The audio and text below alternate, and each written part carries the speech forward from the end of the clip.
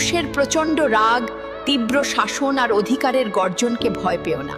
এটা তার তীব্র ভালোবাসার জীবন্ত আগ্নেয়গিরি। যতক্ষণ সে তোমার সামান্য ভুলে তোলপাড় করে, হিসেব চায়, বুঝে নিও তার ভাবনার পুরো পৃথিবীটা জুড়েই শুধু তুমি আছো। হয়তো রাগের মাথায় তার মুখ থেকে দুটো কটু কথা বা তীব্র গালিও বের হবে, কিন্তু সেটাও তার একান্ত অধিকারের দলিল।